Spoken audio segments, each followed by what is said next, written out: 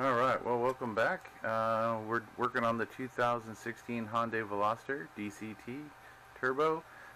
Today what I got in from KDM Tuners is the BOV valve, MAC valve, whatever you want to call it. I don't know if that's going to focus. Is that focusing? Alright, so that's that part number, and it came with some very easy instructions. There's the old part, there's the new part, that's the new part, and that tells you where the lines go. Alright, now remember there are two different valves. This is a 2016, so there's a valve that looks like this on the BOV side, and then there's another one for the turbo side. So don't get them confused. If you're buying them with the ends already on it, like I did, a lot of the companies are doing that now.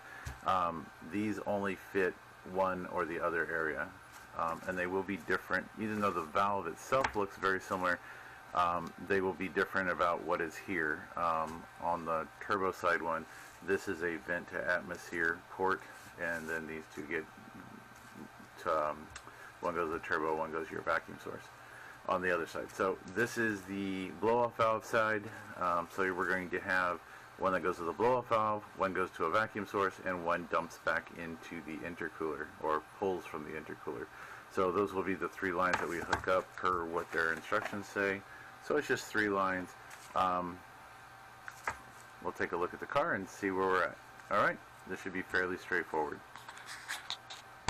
Okay, now we're back out here at the car. As you can see, that's my old BOV valve right there. That gray thing that's in the light. And I have three lines that come off of it. I have this yellow line here that I've got teed in. That's my vacuum source. And I actually have an expansion tank farther down that I put in to help with the check engine light. It does help unless I'm running the air conditioner and then I just fault out. So I believe, hopefully by changing this valve, this will help. If not, at least when I'm using it on the track, I won't have to worry about it fluttering while I'm hard accelerating after a hard braking period. So this one yellow just goes down to the expansion tank. And you can see this black one that sort of wraps around right there. It might be kind of hard to see. Right there underneath the tool, that black one. And then there's another black one just off the tool right here. This one here actually goes to the blow-off valve itself. So I'm going to be using my very long needle nose that are designed to bend, so I can reach in there and unhook all of the vacuum lines without having to take everything out, because I cannot get my hand up underneath there because of all of this junk. But when we're all said and done, it should be nice and clean. So, and I did switch out my BOV to a recycling 50%er. Right now I have the vent to atmosphere plugged. So, alright, let me see about pulling that off. Now, it is connected to a bracket, but the bracket isn't connected to anything because when I put the front mounted intercooler on, the bracket that all held onto went away.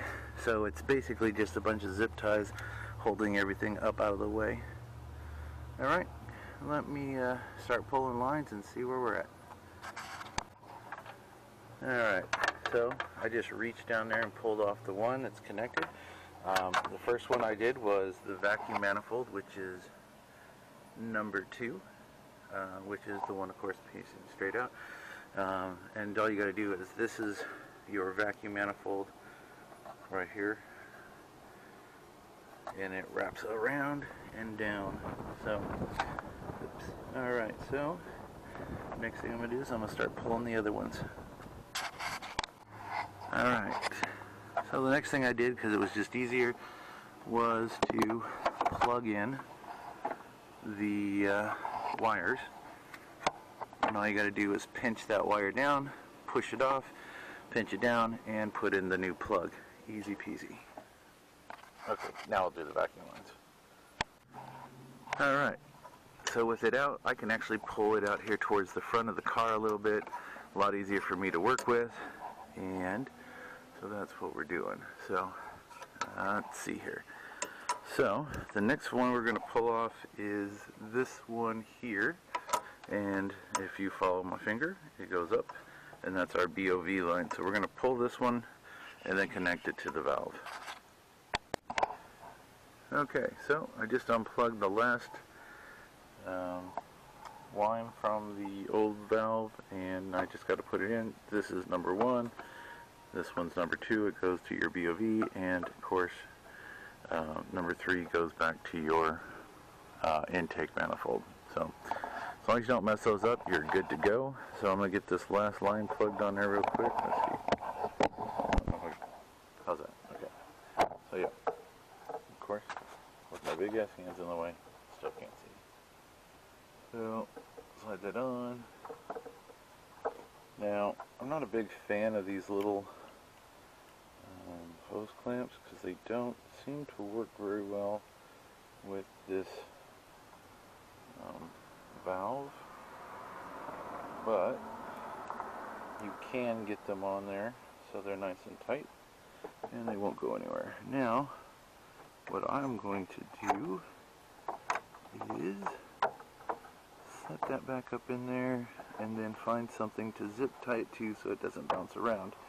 So, my next thing will be to do that. Well, why don't we start the car up and see what it sounds like real quick. Alright. Well, that's what it sounds like running.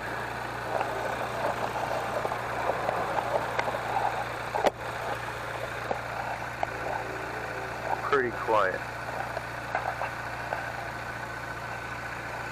But, let's see. There's our valve. So, like I said, I just got to find a home for it. Something out of the way so that it's just not hanging. I'm not a big fan of that. Alright, well, that was today's project. Probably took all of 10 minutes. Thanks for watching.